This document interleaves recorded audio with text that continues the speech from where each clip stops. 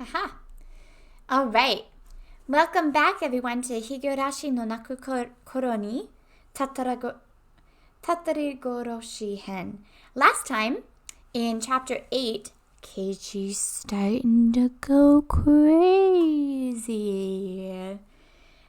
He's getting a little bloodthirsty, shall I say. Satoko kind of went insane in class, and something snapped in Keiichi. But the thing that really got me, and I'm not going to do this now, at the end of the chapter, we're gonna do a little session where we go over all of the facts, and I mean facts, things we have seen happen through this story that we know have happened. And then we're going to go through like assumptions from the facts. But we're not going to do it now, even though I have a lot that I want to say. But one thing that struck me very interesting was the fact that the girls mentioned Keiichi's eyes after he went into his little head thing and like talked about killing the uncle.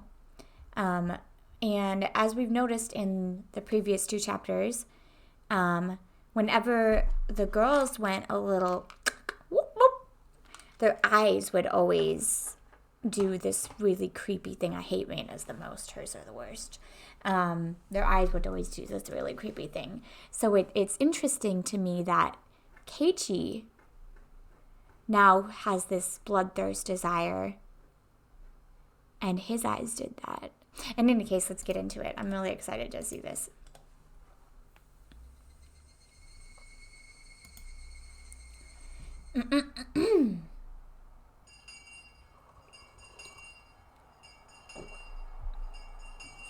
Mian and the others, having to set up for the Waranagashi festival or something, invited me along, but I refused.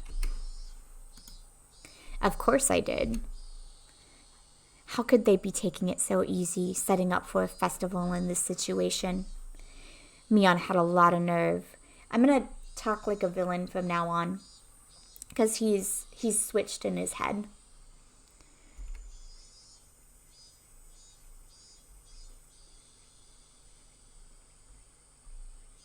Or maybe not a villain, but like an asshole. The first thing I did when I got back was take a shower. Not because I wanted to wash up sweat. It was because I wanted to be even calmer. I already understood this, but killing that man would not be so easy. Or would be so very easy. I'm sorry, let me read that. Killing that man would be so very easy. The really hard thing would be not getting arrested for it, so we could go back to our peaceful days. As I thought about it, I realized it wasn't easy. Japan's police force have the highest arrest rate in the world. Is that true? I would need to deceitfully pull off the perfect crime, and it couldn't be a half-hearted attempt. Still, it wasn't 100%. Even the best police force in the world couldn't have a 100% arrest rate. I've read a lot of articles on trials where people brought up on false charges.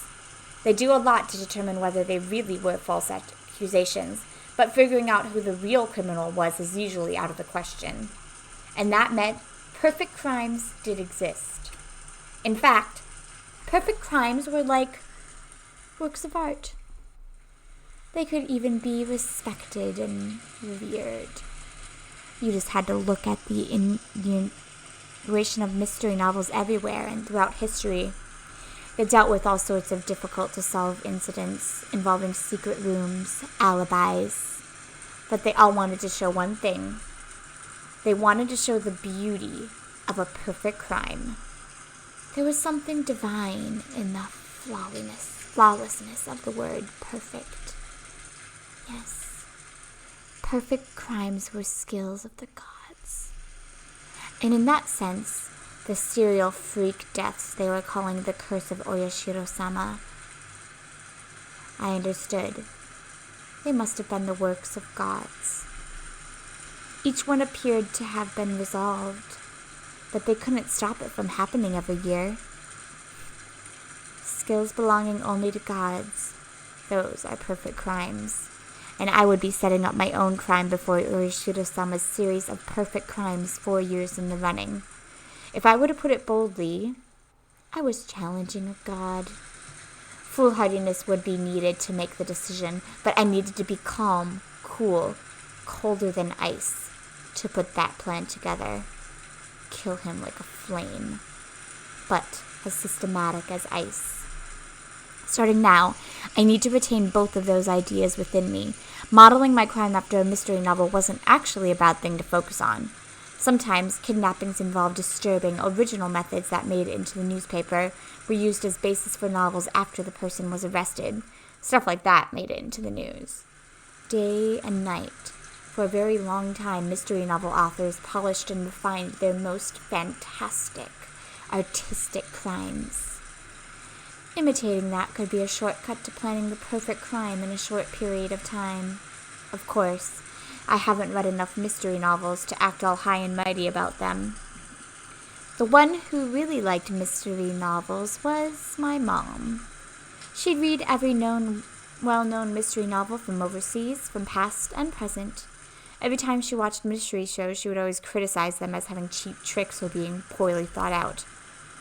I wonder what the perfect crime would mean to her.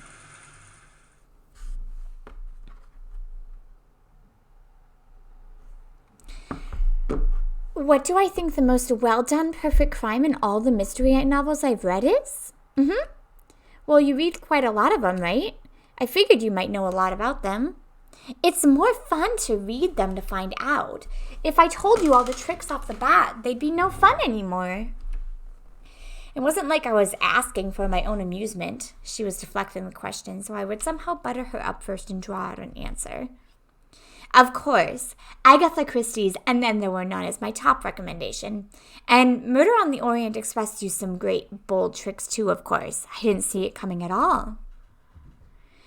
I didn't want to know which novels you liked. I wanted to know about the trick that made you the most surprised.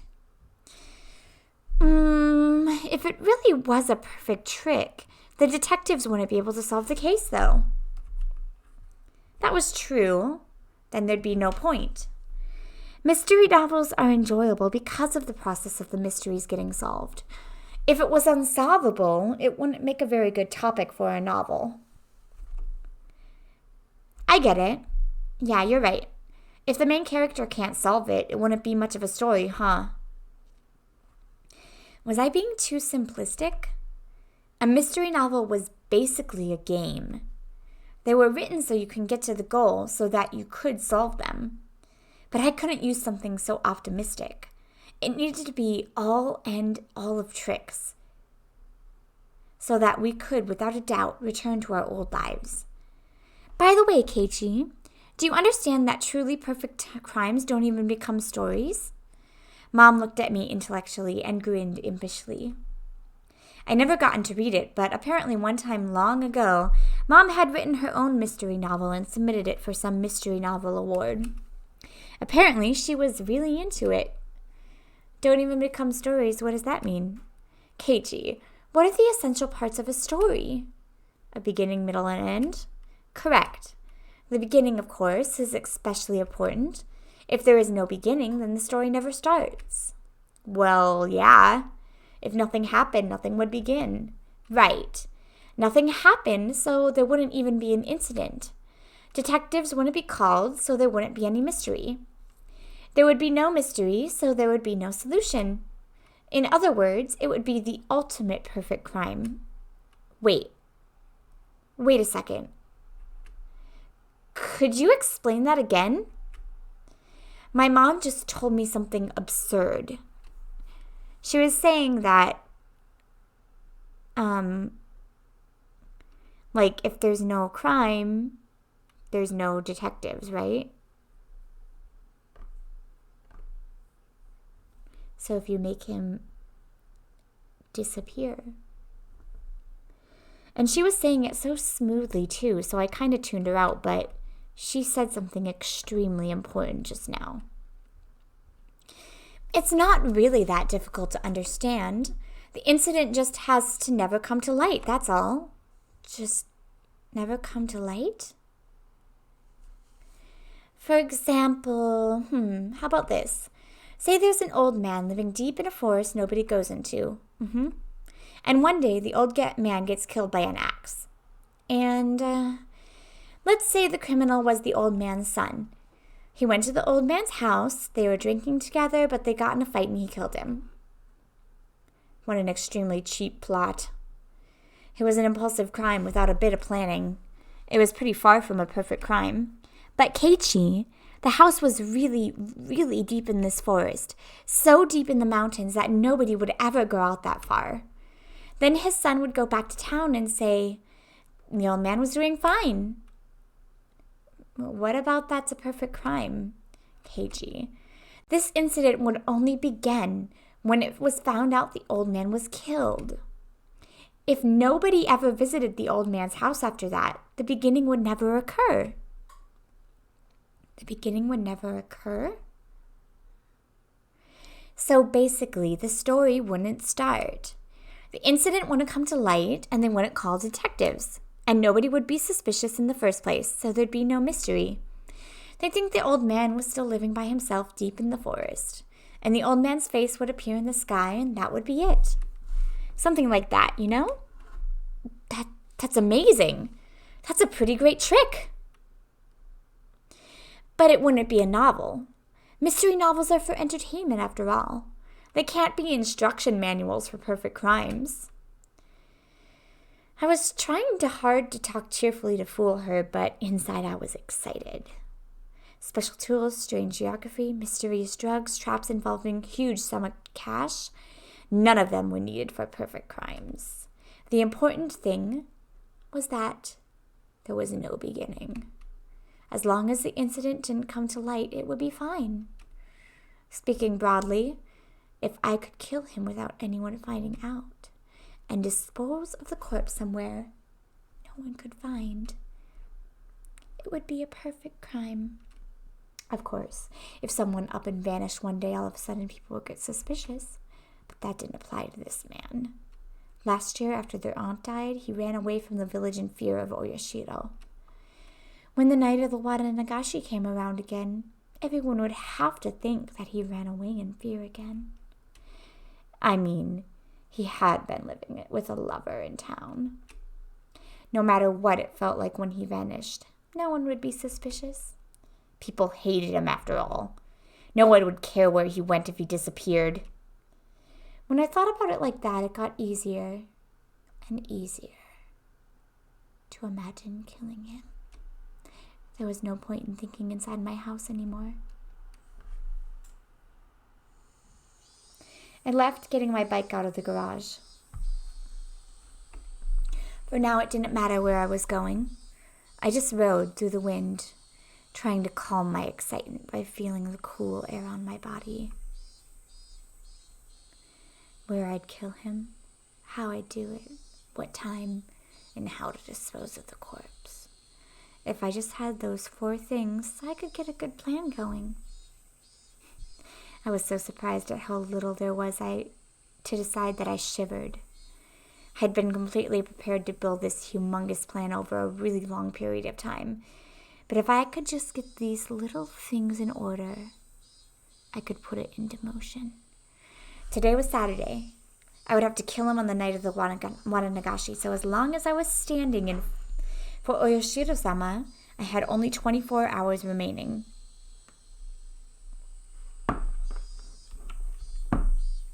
Satoko, just hang on for 24 more hours. I can't even imagine having to suffer through even more, but please hold on for just a little longer.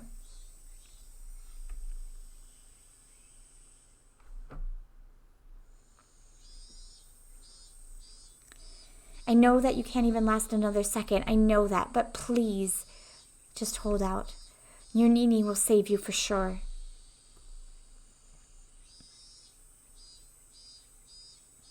Outside, it was still early enough for the cicadas to be crying. Early afternoon. Evening was still a long way off. I looked at the sky. At some point, it had gotten cloudy. Come to think of it, as I left the house, I heard on the TV that the weather forecast was calling for a chance of rain on Sunday. The sky was the color of lead. If I heard a little bit of thunder, I'd definitely have expected a sudden evening shower. My first destination was school. Before explaining why I was going there, I needed to explain what method for killing that man I had decided upon. I decided that the most suitable death, the one I needed to give him, was the same as last year's curse. The same as the punishment their aunt had received, being beaten to death. Wouldn't beating him to death be somewhat unreliable? You may think that stabbing him with a blade would be more reliable, but this was something I had chosen after a lot of thought.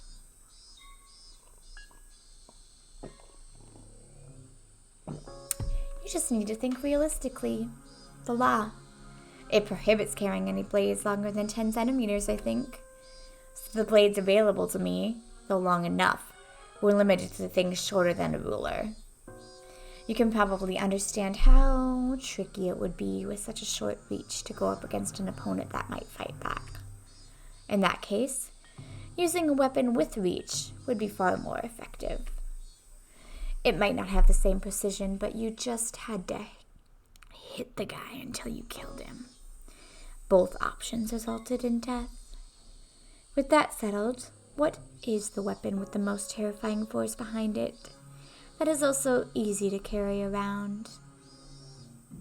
By this point, you should immediately think of a metal baseball bat. I don't need to explain how terrifying a metal baseball bat can be as a weapon. A special note is the fact that you can carry one around in broad daylight and not be thought of as suspicious. Just those 2 points would have been enough to choose a metal bat for my weapon, but there was one more reason for choosing a metal bat in particular. I'll speak about it later. Maybe the fact that the metal bat is the one that Satoshi was being weird with last year? After school that Saturday, my classmates were still having fun playing in the schoolyard. I could show up there and it would be the same as always. No one would think I'm suspicious. Getting my hands on the weapon without looking suspicious was actually a factor I couldn't ignore. I didn't normally play baseball, so if I went to a sports store looking for a metal bat, it would definitely be suspicious. I can't let there be a beginning to the story, so I needed to be really careful, even about that. That left school. At a location at which my appearance wouldn't be suspicious, I would acquire the weapon. I checked inside the classroom through the window, but of course there was nobody there. The only students who would stay in there were me and the others when doing club activities. Without us, the classroom after school was just an empty, unused room. Without glancing around nervously, as if I'd just gone to get something I'd forgotten, I casually went in the entrance. It looked like the teacher was busy with paperwork in the teacher's lounge. I didn't see her in the hallway.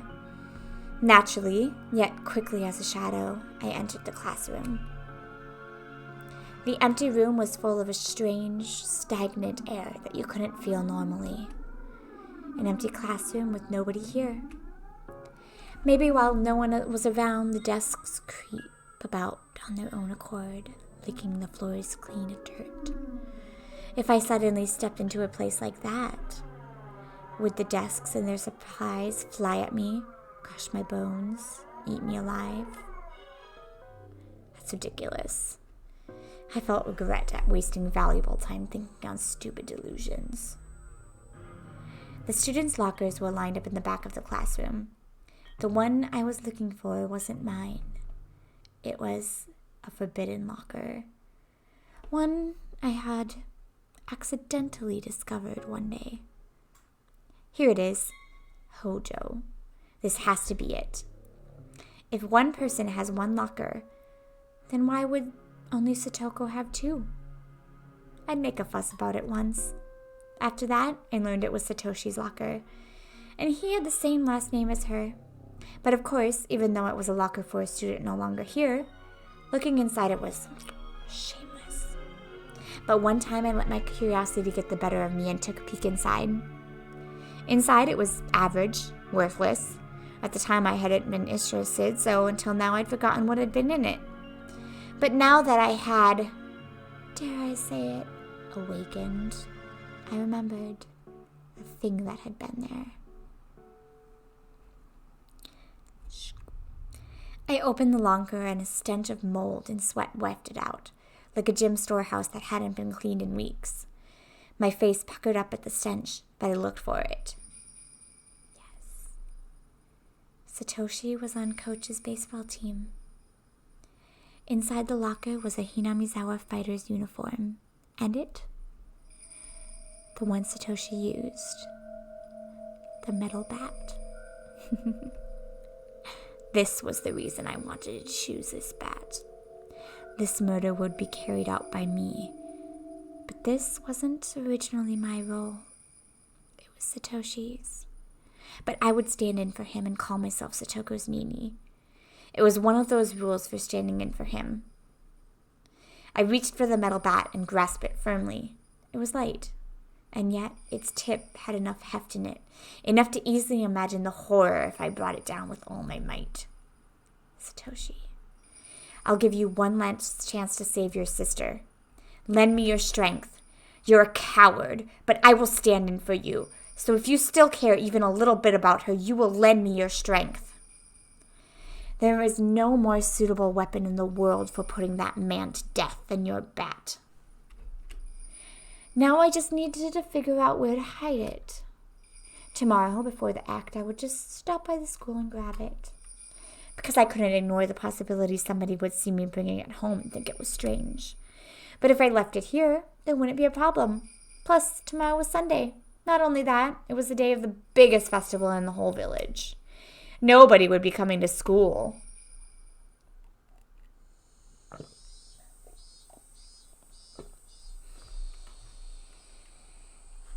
I left out the entrance and went out to a construction vehicle parked nearby. We'd been warned by our teacher not to touch it just for laughs, so none of the kids would come near it either. They wouldn't, because if she found out they touched it, they'd be in huge trouble. I quietly hid it in the shadow of the vehicle. The chances of someone operating the vehicle tomorrow were slim to none. Because tomorrow was Sunday. Government workers had the day off. And from what my classmates had said, the thing had been left here for years now. Machines that hadn't been moved in years, you can't just suddenly start them up again. So I was almost definitely fine in this case. The sunlight was piercingly hot. My head grew faint for a moment. Had the heat been this harsh the entire day? A moment of dulled thoughts like this was a moment of carelessness. I gave myself a couple hits in the head, then looked around warily. Okay, next. How to dispose of the corpse.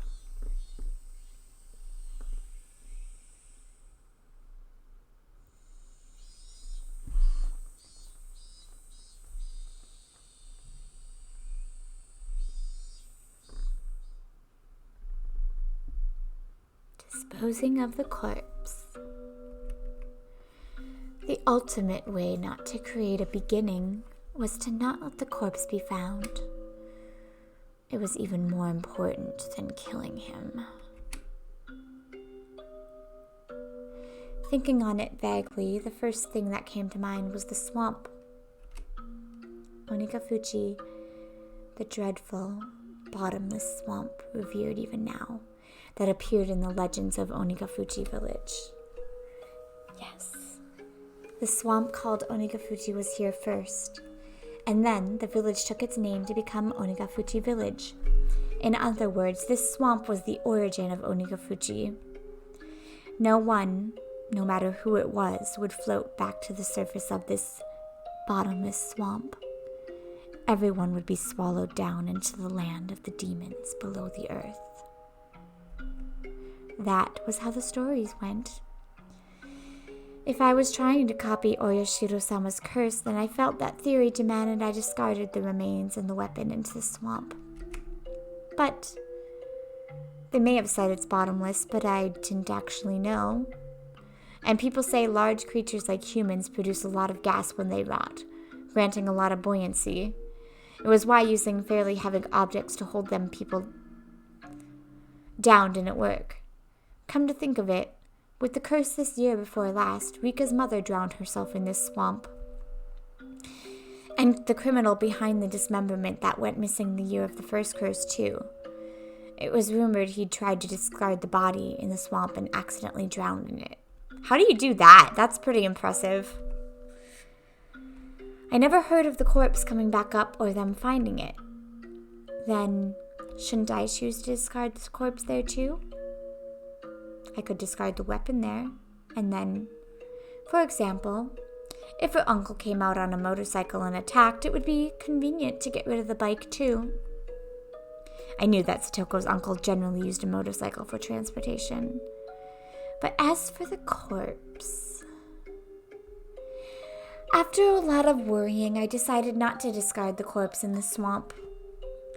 This is so interesting because we have now seen Oyashiro-sama's curse played out by two different people but now we're seeing it played out by the main character, so we're seeing what is going on in their mind, right? I don't think it's just Keiichi. I think this is portraying to us like what is going on in the others' minds when they're, Oyashiro-sama or whatever.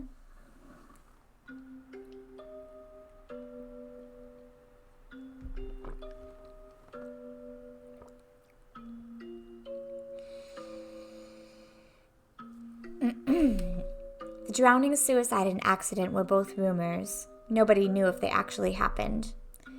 There were no lack of false rumors about the drowning suicide anyway, and it was possible the murderer hadn't drowned there and was still on the run.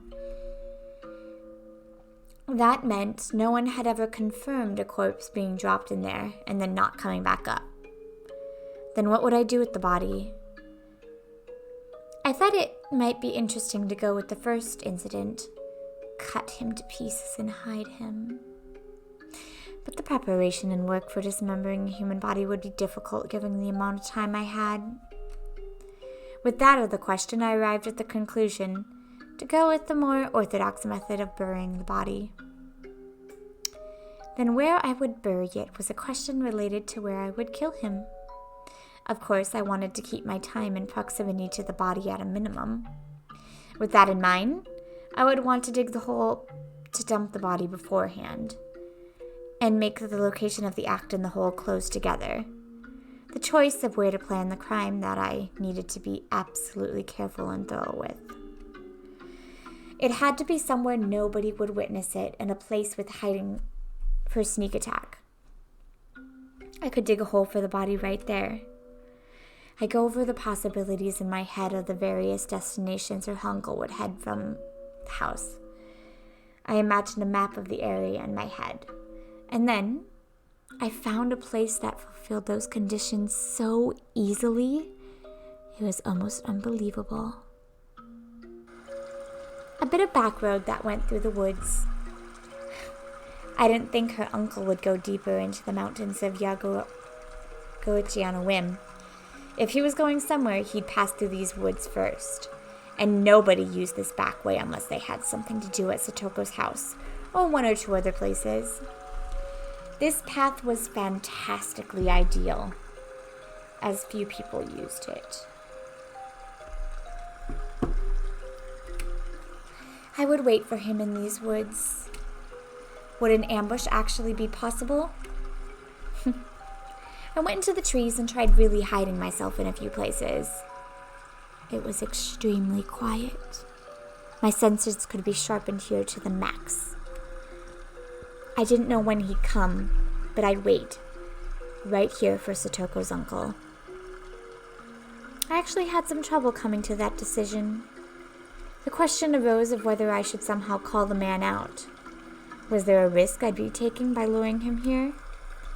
That man made Satoko do all the shopping and errands. He seldom left on his own business. He wouldn't leave unless I worked out a plan to force him to, would he? That was the question. Tomorrow was the Watanagashi. Would he go out for the festival? Or would he stay inside? If he stayed inside, how would I drag him out of his house? That's right. Wouldn't he make Satoko go to the festival? Satoko would go to the festival. Meanwhile, I would call the man. This is the Okonomiya police station. We have the young lady from your house. Could you come pick her up immediately? It didn't even have to be the police. This is a clinic. The young lady from your house has been injured. Please come and pick her up. That would work too. If I claimed to be the police or the hospital, told them to come, and then hung up on him, he'd rush there trying to figure out what's going on, wouldn't he? And just the other day, he was visited by a probation officer. He wouldn't suddenly grumble about having to get his niece and not go. It would look like child neglect. The man had no skills useful around the house. Satoko, his slave, was an essential part of his daily life. Conclusion. If he went out to the festival, I would attack him on the way there or back. If he didn't, I would lure him out by phone. If luring him out by phone was my first step, I needed to be sure Satoko would go to the festival leaving the house. It would be convenient if I could make Mion take Satoko to the festival. She said her aunt was a district welfare officer. In other words, an ally to the probation officer. If I somehow incited Mion to take Satoko to the festival with her, well, being who she was, she'd use that fact and get her there. Satoko should just take a break and have fun with the festival. She should have a good time and reminisce on our former peaceful days, and when she went home, everything would be over. Yeah, that would be the best outcome. With that decided, I needed to dig a hole somewhere in the woods to hide the body, so it wouldn't stand out, so it wouldn't be found. Someplace nobody would see me while I was completely exposed as I buried the corpse. I had wanted it to be close to the scene of the crime, but it naturally grew further away. Deep in the bosom of the Black Forest, the voices of the Higurashi were the only sounds here, informing me that people shouldn't indiscreetly set foot in this place. Digging a hole, huh? Digging a hole with so many tree roots crawling around the ground would be far more difficult than I envisioned. I snuck a gardening spade out here in my bag, but that wouldn't be enough. Still, as I looked into various approaches, I managed to find a place I could dig. Tomorrow, I'd bring a real shovel from the storeroom at home. I'd manage with that. I wondered how big a hole would it have to be to fit a human all the way into it. I'd probably have to dig pretty deep down. But if I was slipshod in these efforts, I'd let a beginning occur. I absolutely couldn't allow that. Use any amount of time you need to. I mustn't spare any effort to utterly erase him. I glanced at my wristwatch. It was a little past 6. This was probably all I was going to get done here for today. I really wanted to dig the hole in advance tonight, even if it got dark out, but Mom would be upset if I stayed out that late. It wouldn't be good to come off as suspicious to my parents. I needed to get back home and give Mion a call soon. I needed to get her to promise to take Satoko. After that, today would be done. Done. Would it be, though? Was this really everything I could do to prepare right now? I decided where to kill him. I decided how to kill him. I decided, of course, how to dispose of the body. I didn't decide at a time, but I would play that by ear. I didn't have a way to decide that. Was that really all? Was this really all right? Have I overlooked anything? Would this really go how I planned? After all this, worries started welling up one after another. It was only natural I'd be anxious. This would be the first and last big job of my lifetime. I could not allow failure, and I had no experience as this was my first time. I didn't have the know-how, the knack, so it was only natural I'd be anxious. The dark clouds of unease told me doing nothing would be the easiest way. A truly pathetic suggestion in this late game. Have you forgotten how miserable Satoko looked? From the outside, it may have looked like I was resolute, but deep in my heart, when my knees were shaking loudly. I never actually won a single fight to my satisfaction. Could I really kill someone? I may have been planning an ambush, but my enemy was far larger and older than me. He had a scary face, and he looked like he was well accustomed to fighting. Could I have... All the pieces before and after the murder were perfectly planned, but was the actual murder the most important part? What unsettled me the most? All my preparations, all my perfectly concealed machinations. If I didn't successfully murder him, they amounted to nothing. Damn it! After coming this far, you're pathetic, Keiichi Maibara. If you start having the kind of second thoughts, your ulterior motive will be obvious. Go home. Go home. Calm your mind. Tomorrow will be a juncture in your life, the likes of which graduation, employment, marriage, childbirth couldn't hold a candle to. A day of murder. To kill someone. For someone else's sake. With that day behind us, we'd be able to take it back. Those mild, spring-like days we never thought would stop. Those safe, peaceful, fun times. I pedaled my bicycle hard to get back home. I felt somehow unsteady, like my body and soul weren't in alignment. A subtle shift between where the tips of my hands and feet really were and where I felt them to be. I get that sometimes, it's weird.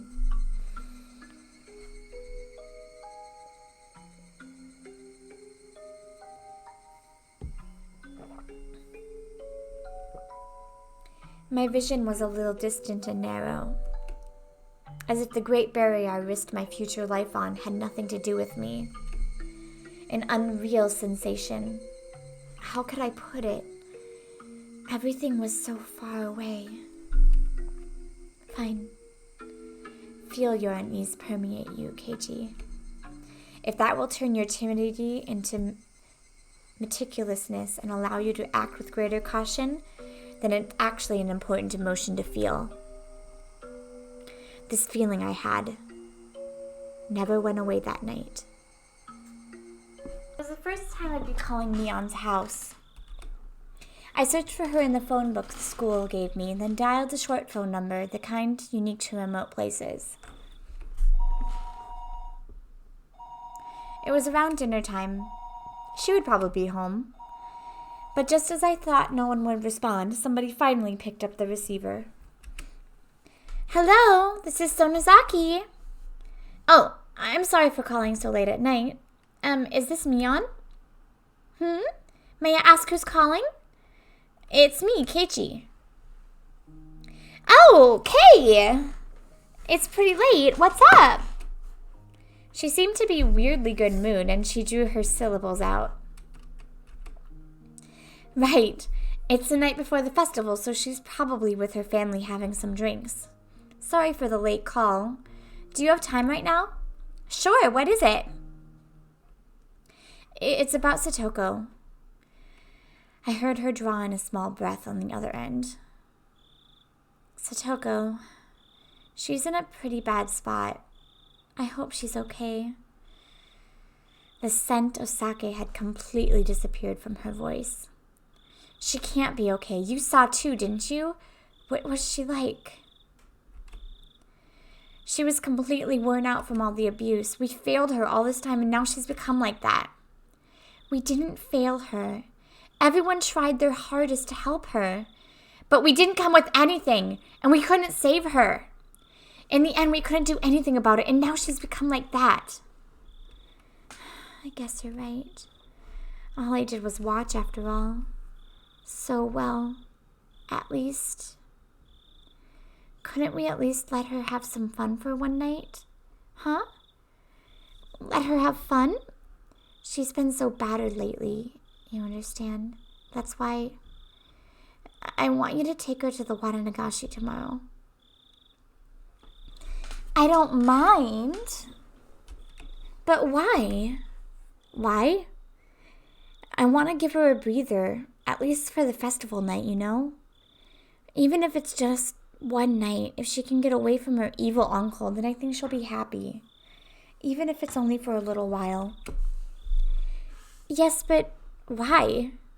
Why? Why what? I was having a little difficulty understanding what Mion was asking me. Why? Well, I mean, why don't you bring her, Kei? Why do you need ask me to do it? Mion was persistent about odd things. No, maybe it'd be better to say that she was sharp. I actually have something to do tomorrow. I can't make it to the festival. So, I wanted you to take Satoko there for me. Something to do? It's nothing major. I'll probably finish quickly, but I might not be able to meet up with you tomorrow. Hey, Mion? Could I leave Satoko to you just for tomorrow night? Mion took a long time to give her reply. I got the feeling that Mion had been acting weird for a while now. Like she was flustered by emotions or something. No. Huh? Was that a sob? Mion? Are you crying? I said no. I don't want to. I don't want you to push this onto someone like me. I'm not trying to push anything onto you. It's just for tomorrow night. That's a lie. What? Man, what is she talking about? Saying it's just for the night of the Waranagashi, and then it was forever. Huh? Liar. But I guess we're even, huh? I couldn't keep the promise I made with you. I left her alone. Alone. All this time. I had no idea what to say to that. Oh.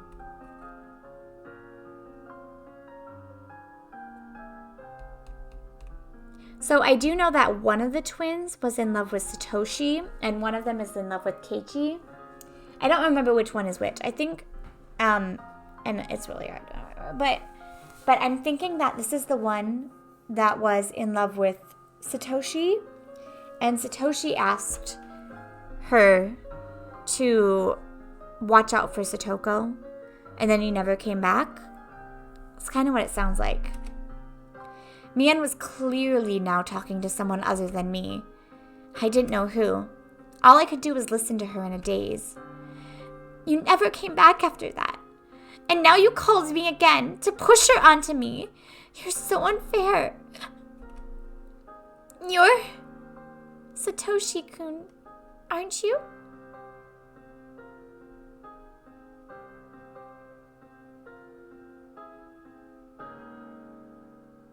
I just had a thought, and I hate that it's because I accidentally read a spoiler when I was looking at a game completely unrelated to this. But what if he is Satoshi? No, that doesn't make sense because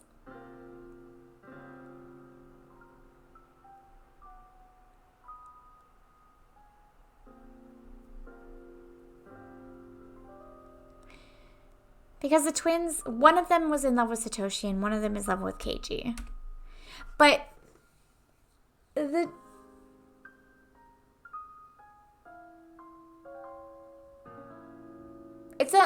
not, I don't have a basis on that, but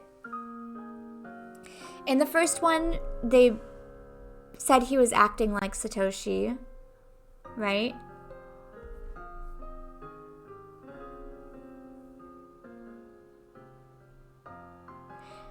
And now I don't know. Now he's being really... I don't know. Maybe I take it back. Mion? What are you talking about? When I said her name, whatever spell was on Mion was released. I'm sorry. It's nothing. It's just that I got a phone call a lot like the one you're making now a long time ago. Was it from Satoshi? Mion didn't answer. All I could hear were sobs coming through the receiver. Sorry. I think I'm still a little tipsy. I got all weirdly emotional. Sorry. I probably scared you. I had no idea how it happened. But I was pretty sure that last year, on this very day, Satoshi had called Mion and told her to bring Satoko to the festival. And when she asked why he needed her to do it, he replied the same way I just did. Satoshi didn't go to the festival, did he? Yeah. He said he had something to do and he couldn't make it. And he told me to take Satoko there in his place. At the time, Satoshi said it too, didn't he? That he'd leave Satoko to you? Mm-hmm. He did. Just for tomorrow night. The way you said it was just like how he did. I just got a little upset, caught up in the memory and all. I didn't expect this. Satoshi had given her the exact same phone call 1 year ago today. Mion kept going on after that. That he was lying. That he told her it would only be for the night. I get it. A few days later, Satoshi, he disappeared. Disappeared might have been a rather vague way to put it. Whether he ran away or not, Satoshi left, abandoning Satoko. Yes. He didn't transfer or run away from home. He disappeared. And then, an idea far more indistinct than even fog crossed my mind. Satoshi made exactly the same phone call as me last year. Why? Why would he make the exact same call?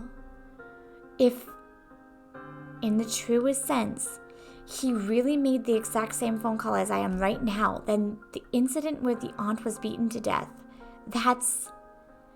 could it... Was Satoshi? Huh? What was that? Last year, Satoko had been constantly abused by Uncle's wife, their aunt, too. Her aunt abused her the most, and on that night, in the name of Oyashiro-sama's curse, she was taken from this world. If I thought about that, everything made perfect sense, didn't it? Last year, Satoko's aunt was beaten to death, wasn't she? Would it be impossible for Satoshi to have? No, but that would mean... But then, Satoshi... He was a coward who abandoned Satoko and ran away, wasn't he? How could Satoshi resolve himself to kill a person to save Satoko? It was unthinkable. I actually considered that as well. Though it'd be mean to Satoshi. A few days later, he disappeared. On Satoko's birthday. When I first heard it, I flew into a rage. What a cruel day to have run away on. But now that I thought about it like this, the story changed completely.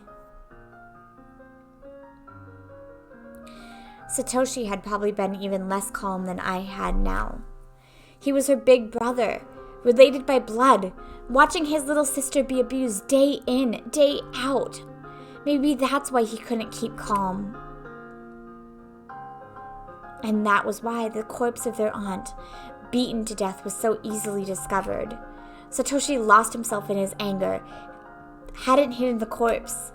He'd permitted a beginning to occur. If the police conducted a full-blown investigation, it was easy to imagine they wouldn't take long to pin down Satoshi as the culprit. Satoshi, he wished to return to peaceful days with Satoko, and though he achieved it for a time, he had been steadily driven into a corner.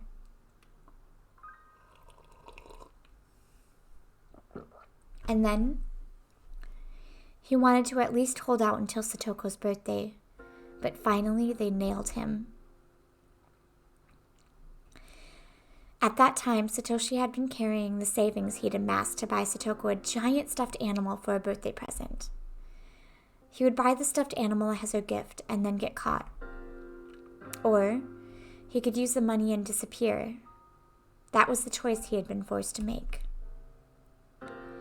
And he decided not to make Satoko the sister of a murderer. I don't think a stuffed animal price is enough to run away on, but that's just me. If that was the case, then it must have been an unspeakably bitter decision.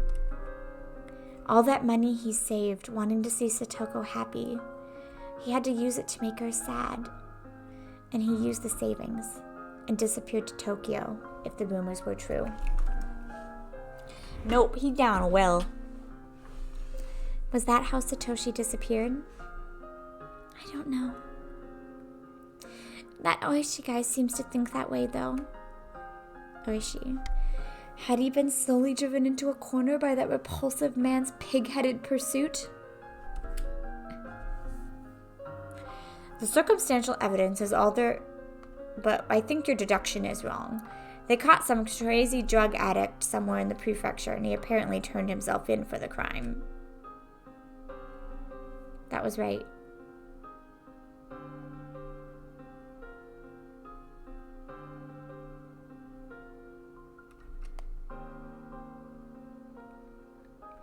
The deviant had confessed, and the incident was solved.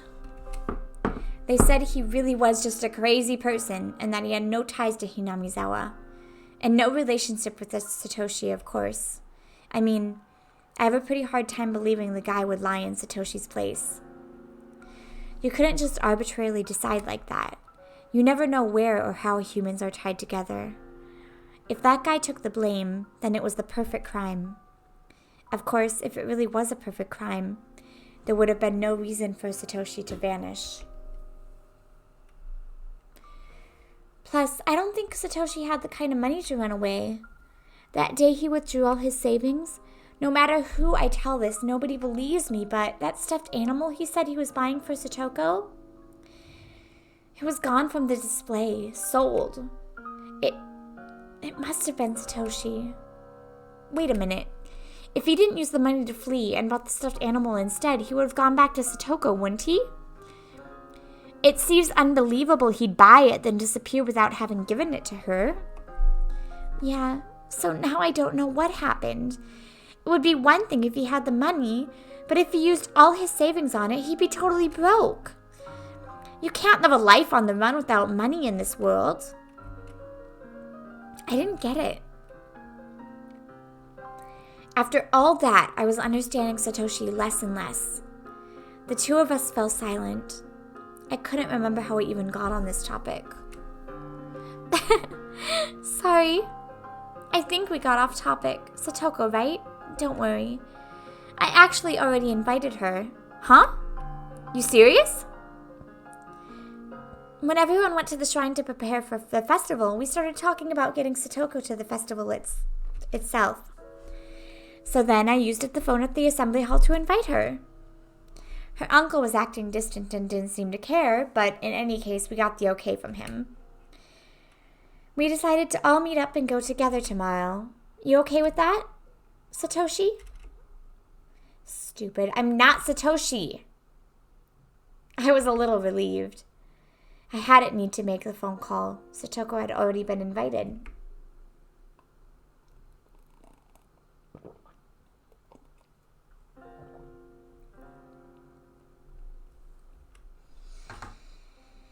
And not in a way that smelled of blood. A way to leave her uncle alone to create time for me to kill him. They purely wanted Satoko to enjoy herself, so they invited her. In the end, it was the same, but I was happy for the slight difference. Sorry. I guess I didn't need to call then. First yesterday and now today. Sorry for saying such weird things. Just forget about it. No. I'm the one who should apologize. Losing it like that just isn't me. I'm really sorry. We apologized to each other for a little bit. All right, I gotta go. Good night. What did you have to do? As if interrupting our parting words, Mion struck straight where it hurt. Or is it like with Satoshi, where you can't say? Stupid. I keep telling you I'm not Satoshi. Yeah, I know that. I deflected her with a response that wasn't really an answer. Just say you have something with your parents. How would she know? Mion didn't hound me anymore after that. All right, this time for real. Good night. I don't know why you're giving me the same phone call as Satoshi did, but... yeah, never mind. I'm sorry. Good night. I'm hanging up. Click. Hojo Satoshi, just who are you? I scorned you as a coward who ran away, abandoning his sister. I always thought you didn't have the right to call yourself her Nini. But now I don't know what to think.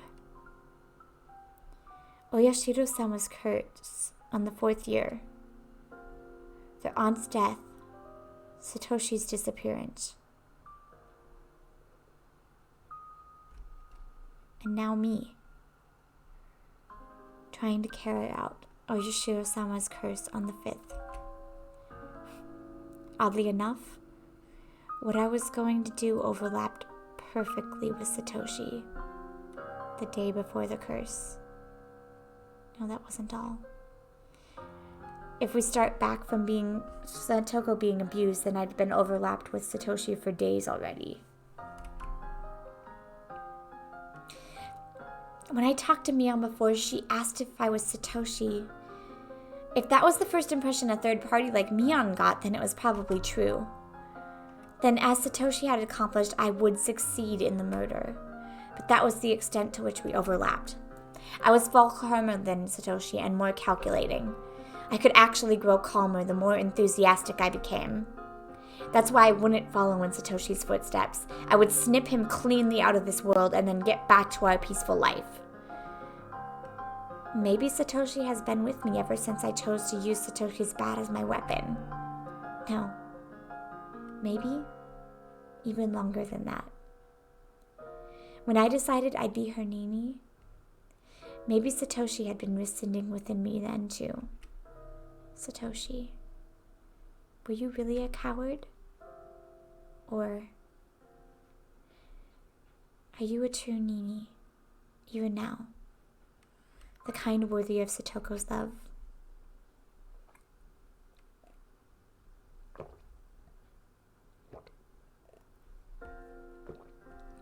I'd never met him, never spoken to him, didn't even know his face, and yet I felt so connected to him.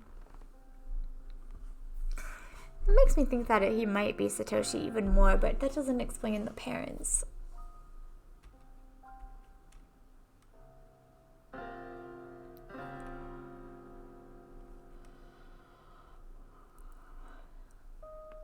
Unless they're in his mind. I really don't want it to be that. I want it to be real people.